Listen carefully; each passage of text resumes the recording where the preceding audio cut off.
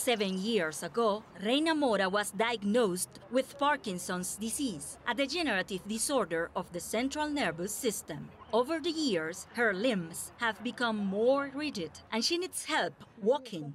Medication needed to treat her symptoms has been hard to come by, but during the COVID-19 pandemic, it has become much more difficult.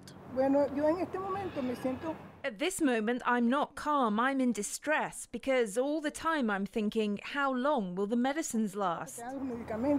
Reina's daughter, Luisana, says her family struggles every month. Not only is medicine scarce in Venezuela, it is expensive. Reina often has to depend on donations or buy the drugs abroad. Just one of the medicines that my mother needs for a month costs $50. And who can pay for that in this country? With a monthly minimum wage of less than $1, millions of Venezuelans cannot pay for food, let alone medicines. Lockdowns and restrictions from the pandemic have disrupted supply chains in a country already suffering an 85% shortage of medicines. Venezuela's economic crisis had already shut down local production and derailed imports. The Venezuelan government dispenses some of the Parkinson's medication for free, but people have to wait in line for hours to get it, and there's no guarantee what they need will be available.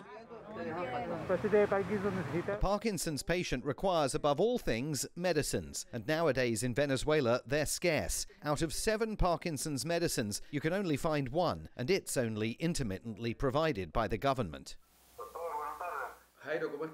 Dr. Gerardo Vázquez has been advising Parkinson patients on how to deal with tremors, stiffness, and slowness of motion. It is an illness that hits close to home. He too suffers from the disorder.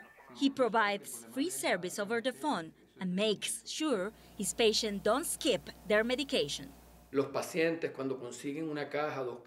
Patients, when they find 1 or 2 boxes of medicines, what do? Instead of taking the whole pill every 8 hours like they're supposed to, they take half. And if they can't find them or they don't have the money, that half turns into a quarter. Pandemic restrictions have limited mobility in Venezuela, so Dr. Vázquez is doing what many Venezuelan Parkinson's patients are doing, keeping a physical routine at home and relying on family and friends to find the medicines. Maritrini Mena, CGTN, Caracas.